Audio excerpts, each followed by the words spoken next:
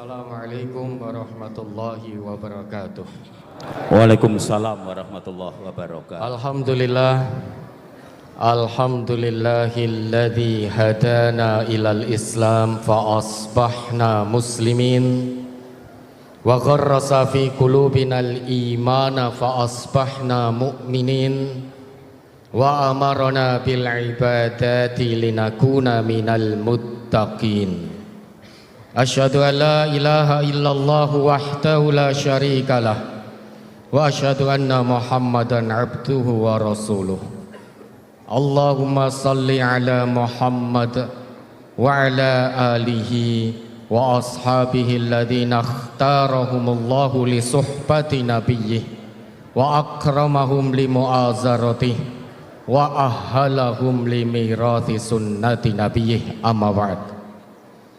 Yang kami hormati, kami ta'zimi para alim, ulama, para kiai, para habaib, para ustadz, dan tamu undangan yang tidak bisa disebutkan satu persatu, dan Forkopimda, jajaran pemerintah Kota Surakarta, dan juga bapak-bapak dari TNI Polri, wabil khusus teman-teman panitia, Gus Burhan dan kawan-kawan.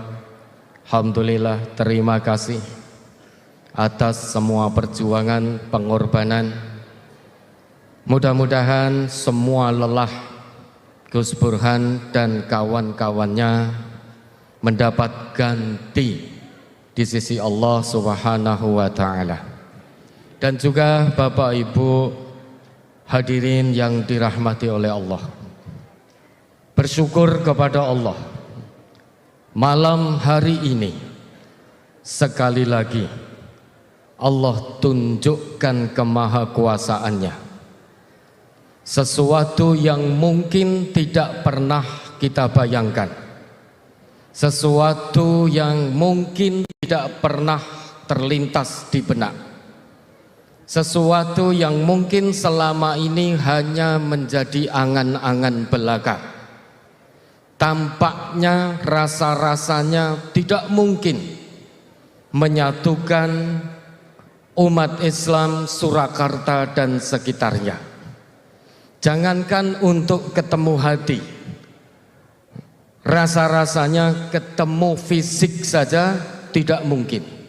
Namun malam hari ini, atas pertolongan dan ridha Allah Subhanahu wa ta'ala, di tempat yang paling mulia, di rumah Allah inilah kita dipertemukan oleh Allah sebagai saudara sesama muslim. Apapun organisasi kita, apapun yayasan kita, apapun komunitas kita, namun hari ini semuanya melebur menjadi satu sebagai saudara sesama muslim. Yang kedua, sholawat serta salam senantiasa tercurah kepada suri tauladan kita yang diutus oleh Allah sebagai pembawa rahmat bagi semesta. Atas perjuangan beliau, keikhlasan, kesabaran, kegigihan, kesungguhan tanpa kenal lelah, maka apa yang menjadi pedoman hidup yang beliau wariskan sampai di hadapan kita dengan baik. Meski kita hidup sangat jauh dari masa kenabian, sangat jauh dari masa kerasulan, namun pedoman hidup yang abadi yang beliau wariskan bisa sampai kepada kita semua dan bisa kita tadabburi dengan baik. Bapak Ibu yang dirahmati oleh Allah, karena waktu yang sangat terbatas, kira-kira masih 2 menit, kami hanya ingin mengajak kita semua untuk mengingat apa yang menjadi firman Allah dalam Quran surat Ali Imran ayat 164. A'udzu billahi minasyaitonir rajim. laqad mannallahu 'alal mu'minina idh ba'atha fihim rasulan min anfusihim yatlu 'alaihim ayatihi wa yuzakkihim wa yu'allimuhumul kitaba wal hikmah wa in kanu min qablu lafi dhalalim mubin. Sungguh Allah telah memberikan anugerah tanpa putus. Allah telah memberikan karunia tanpa putus kepada hamba-hambanya yang beriman tanpa kecuali saat Allah mengutus seorang Rasul min anfusihim, dari jenis mereka sendiri.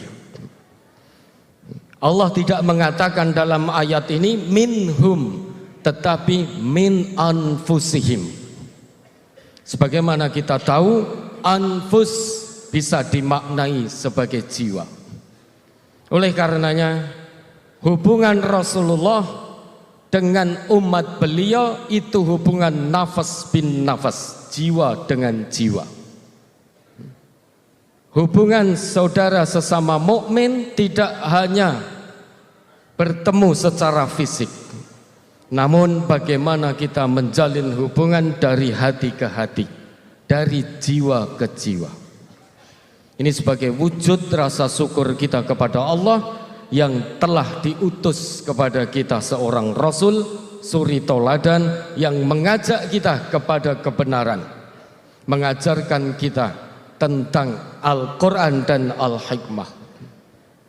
Tanpa ini semua, rasa-rasanya kita tidak tahu bagaimana cara hidup, cara bersikap terhadap amanah hidup yang Allah berikan hanya satu kali.